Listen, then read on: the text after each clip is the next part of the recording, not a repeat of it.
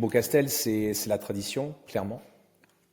C'est quelque chose de un peu de sacralisé, d'intouchable, où dès que l'on doit modifier quelque chose, en tout cas que ce soit dans le champ, dans les vignes ou dans la cave, on est très très prudent, on est très traditionnel.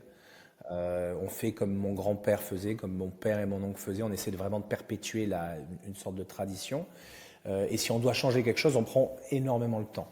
Il y a un peu une philosophie actuelle qui est de dire on maîtrise de plus en plus les choses grâce à des analyses, grâce effectivement à une connaissance. Dans le vin, ça marche pas forcément. C'est-à-dire que faire un bon vin une année, c'est pas très compliqué. Faire un bon vin pendant plusieurs années qui tiennent dans le temps, il y a quelque chose qui ne s'apprend pas, il y a quelque chose enfin en tout cas qui ne s'acquiert pas rapidement, qui s'apprend sur le long terme plutôt. Et donc si on doit changer la moindre chose, on prend vraiment le temps. Je donne souvent cet exemple du bouchon, par exemple. Aujourd'hui, on parle de 7% des vins qui auraient un goût de bouchon. Bon, les gens s'en aperçoivent dans 2 à 3% des cas, donc c'est non, mais après c'est vraiment infime. Mais néanmoins, 7% de défaut dans une activité, dans un business, c'est pas acceptable.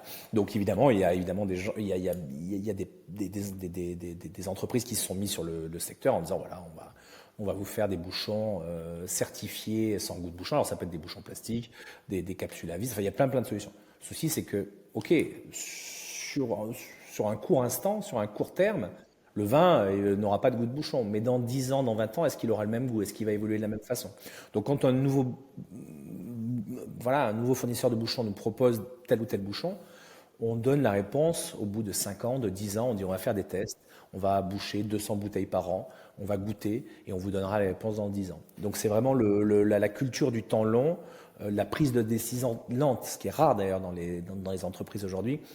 On n'est surtout pas pressé de prendre des décisions sur ces sujets-là. Par contre, il faut basculer sur la commercialisation, sur d'autres aspects où là, pour le coup, il faut rester très moderne et très à la pointe. Et c'est là où, finalement, je pense que ma famille et famille Perrin en général a réussir à allier ça, quelque chose de très traditionnel, je répète, dans la cave et dans les vignes, et de très innovant dans la façon de commercialiser.